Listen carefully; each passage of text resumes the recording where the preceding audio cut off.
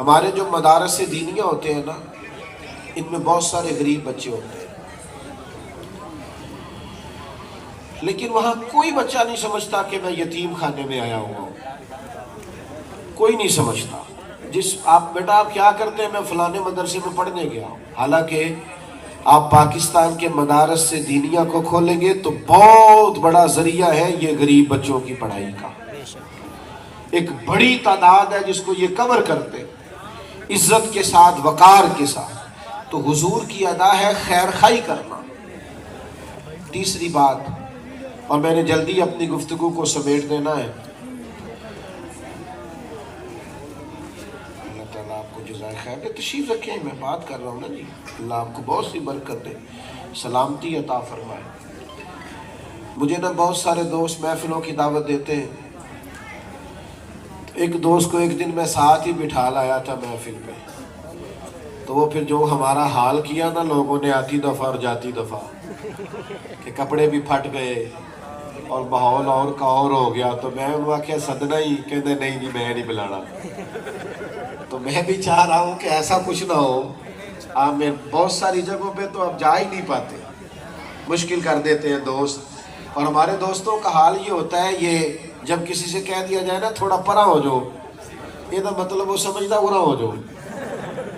کسی کو کہہ دیا جائے نا تھوڑا پیچھے ہو جائے تو اس کا ترجمہ ہوتا ہے آگے ہو جائے۔ تو یہ مزاج ہے، بہرحال کیا عرض کر سکتے ہیں، آپ مہربانی کریں دو ایک باتیں مزید سن لیں، میں اپنی بات سمیٹنے لگا ہوں بس۔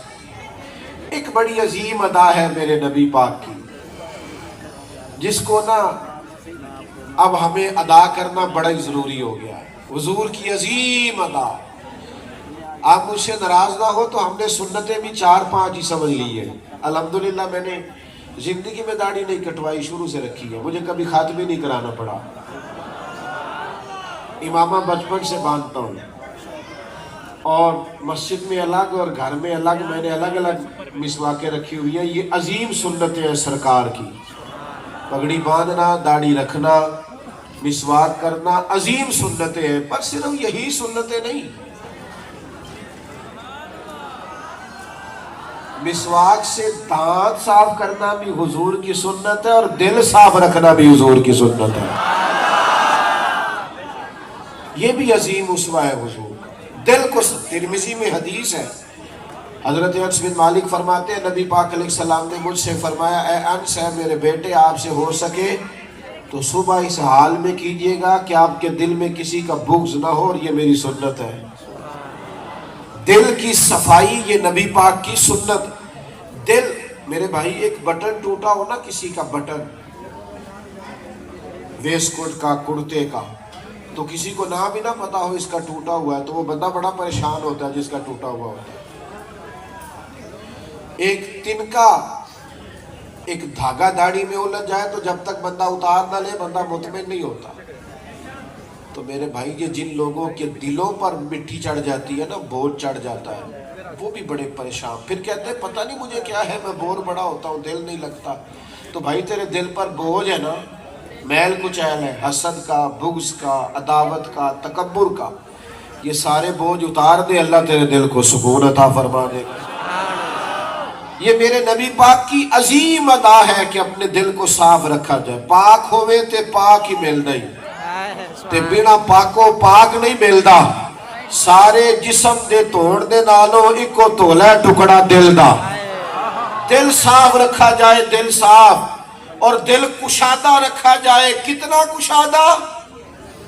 آخر کتنا بڑا دل ہونا چاہیے؟ تو درویش کہتے ہیں 14 طبق دلے دے اندر، تیسا تبو وانگو تانے ہو، دل دریا سمندروں ڈونگے کون دلا دیا جانے۔ دل صاف، کشادہ۔ کبھی کبھی وہاں بھی جانا چاہیے جہاں کوئی سلام کرنے والا نہ ہو۔ اٹھ بھلیا چلو تھے وسیے جتھے واسطے سارے ہی انے، نہ کوئی ساڈی ذات پچھانے نہ کوئی سانو منے۔ کبھی کبھی ایسا بھی کریں تاکہ انسان کے اندر سے وہ چیزیں وہ نکلے ساری۔ مسند امام احمد بن حنبل میں حدیث ہے، حضرت عبداللہ ابن عمر فرماتے ہیں ہم ایک دن حضور کی بارگاہ میں بیٹھے تھے، 2-3 لوگ، تو تو دروازے پہ دستک ہوئی تو نبی کریم نے فرمایا دروازہ کھولو، جو بندہ دروازے پہ آیا وہ جنتی ہے۔ سبحان اللہ۔ فرماتے ہم تو رشک کرنے لگے کہ جنتی ہے۔ حضور تو مسکرا کے دیکھ لے تو کام بن گیا، تو جسے نبی پاک نے نام لے کے جنتی کہا۔ فرماتے ہیں وہ بندہ اندر آیا تو سادہ سا بندہ تھا، تازہ تازہ اس نے وضو کیا، ابھی پانی کے قطرے داڑھی سے گر رہے، جوتے اس نے تھامے ہوئے ہیں، کونے پہ سارا سامان رکھا، حضور کی بارگاہ میں بیٹھا۔ وہ چلا گیا پر ہم ناز کرتے رہے یار جسے سرکار نے جنتی کہا۔ دوسرا دن آیا، اسی جگہ ہم بیٹھے تھے، وہی ٹائم تھا، دروازے پہ دستک ہوئی، سرکار نے فرمایا کھولو دروازہ، جو دروازے پہ آیا جنتی ہے۔ فرماتے بڑے راضی ہوئے کہ آج پھر ایک کو جنت کی بشارت ملی، لیکن دروازہ کھولا تو بندہ وہی تھا جو کل آیا تھا۔ فرماتے اتفاق کی بات تیسرے دن بھی ایسا ہی ہوا، دستک ہوئی، دروازہ کھولا، فرمایا جنتی آیا، جب کھولا تو وہی بندہ تھا جو 2 دن پہلے آیا تھا۔ اب تو فرماتے ہیں ہمارا رشک سے عالم ہی کوئی نہیں تھا کہ یار 3 بار سرکار نے جنتی کہا ہے۔ فرماتے ہیں وہ اٹھ کے حضور کی بارگاہ سے نکلا تو میں بھی پیچھے ہو لیا، میں نے جا کے اس سے کہا یار 3 دن اپنا مہمان بنا لو گے مجھے؟ وہ کہنے لگا 3 دن مہمان بن جائے، پر میں کوئی امیر آدمی نہیں، غریب آدمی ہوں، جو روکھا سوکھا کھاؤں گا آپ کو بھی دے دوں گا۔ لیکن ہے تو عجیب بات نا، 2 گلیاں چھوڑ کے جس کا گھر ہو وہ کہے مجھے مہمان بنا لو۔ فرماتے بن گئے میں ان کا مہمان، 3 دنوں 3 راتیں رہا، میں پتہ کرنا چاہتا تھا یہ کون سا نیک عمل کرتا ہے میں بھی کروں، لیکن فرماتے کوئی نیک عمل نہیں ملا بظاہر اتنا بڑا۔ عشاء کی نماز جماعت سے پڑھتا، فجر کی جماعت تک سویا رہتا، میں تو اٹھ کے تہجد بھی پڑھتا تھا۔ پھر فرماتے ہیں کہ وہ تو معمولی بظاہر صدقہ کرتا تھا اور میں تو بہت زیادہ صدقات دیتا تھا، سمجھ نہیں آئی کیا عمل ہے۔ 3 دن اور 3 راتیں میں رہا، جب میں جانے لگا نا تو میں نے اس سے کہا یار مجھے ضرورت نہیں تھی آپ کے ہاں رہنے کی، پر 3 مرتبہ نبی پاک نے آپ کو جنتی کہا ہے، تو میں معلوم کرنا چاہتا تھا آخر آپ کیا عمل کرتے کہ سرکار نے 3 دفعہ جنت کی بشارت دی۔ تو وہ کہنے لگے عمل تو آپ نے دیکھ ہی لیے۔ تو کہا کوئی تو بات ہوگی، تو کہنے لگا ایک بات ہے، میں روز اپنے دل پہ نظر ڈالتا ہوں، الحمدللہ میرے دل میں کسی کے لیے بغض کوئی نہیں، عداوت کوئی نہیں، حسد کوئی نہیں، تکبر کوئی نہیں، میں کسی کو حقیر نہیں سمجھتا، کسی کو میں اپنے سے کمتر نہیں سمجھتا، میں نے دل صاف رکھا ہے۔ حضرت عبداللہ کہتے ہیں میں سمجھ گیا بس تیرے دل کی صفائی کی برکت ہے کہ مدینے والے نے 3 دفعہ جنت کی بشارت عطا فرمائی۔ بھائی دل بھی تو صاف رکھنے چاہیے نا، رکھیں گے انشاءاللہ تعالی، معافی دے دیں گے انشاءاللہ جس کو دینی ہوگی۔ میں اپنی بات ختم کرنے لگا ہوں، ایک آخری گزارش ہے میری، آپ اٹھے نہیں بیٹا، ایک میری آخری گزارش ہے آپ سے، اور بڑی خاص گزارش ہے میری آپ حضرات سے، سوچوں کو مثبت کریں۔ منفی سوچوں سے نا معاشرے کے اندر تعفن پیدا ہوتا ہے۔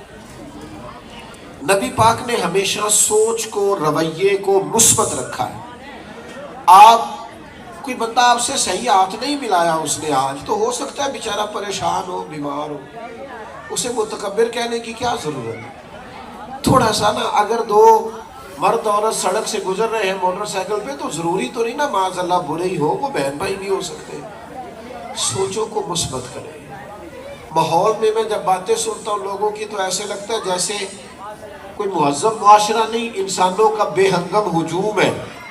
ہجوم نہ بنے، ہجوم نہ بنے، مثبت اور مؤثر معاشرے کے شہری بنے، کوشش کریں اپنی زندگی میں۔ نبی پاک نے ہمیشہ رویے کو مثبت رکھا ہے۔ طائف والوں نے پتھر مارے تھے نا، تو غصہ تو آتا ہے نا بندے کو، تو صحابہ نے جب عرض کی ان کے لیے دعا کریں یہ تباہ ہو جائے، تو محبوب فرمانے لگے تباہی کی دعا نہیں کریں گے، یہ نہیں مانتے تو امید ہے ان کی آنے والی نسلیں مان جائیں گی۔ میرے بھائی منفی نہیں ہونا زندگی میں، ہم نے مثبت رہنا ہے۔ انشاءاللہ مثبت رہیں گے تو اللہ کی مخلوق ہمیں اچھی لگے گی۔ ہم فیل کریں گے کہ رب نے بڑی سونی مخلوق بنائی ہے، لیکن منفی رہیں گے تو ہر بندے سے نقص نظر آئے گا، ہر جگہ کمیاں نظر آئیں گی، غلطیاں نظر آئیں گی۔ تو یہ 3-4 سرکار کی سیرت کے پہلو انتہائی مختصر وقت میں میں نے آپ کے سامنے رکھے۔ چونکہ عصر کا وقت بھی قریب ہو گیا، اس لیے اپنی بات کو سمیٹتا ہوں۔ میری عرض ہوگی آپ سے کہ جو آتی دفعہ معاملہ ہوا ہے وہ جاتی دفعہ نہ ہو۔ دیکھیں بالکل عام آدمی ہوں، بالکل ہی عام ہوں، آپ یقین کریں، میں کوئی عاجزی نہیں کرتا، جتنے آپ یہاں بیٹھے ہیں میں سب سے زیادہ گناہگار ہوں، یہ صحیح بات کرتا ہوں۔ دوسروں کا شک ہوتا ہے، اپنا تو پاک ہوتا ہے نا بندے کو۔ اس لیے مطلب آپ کسی چکر میں نہ پڑیں، اگر میری بات آپ سن کے کوئی عمل کریں گے تو میرے گناہ معاف ہو گئے، وہ میرے لیے فائدہ ہے۔ یہ دوڑ دھوپ یہ ساری چیزیں ٹھیک نہیں۔ اللہ تعالیٰ آپ کو سلامتی عطا فرمائے۔ وما علینا الا البلاغ۔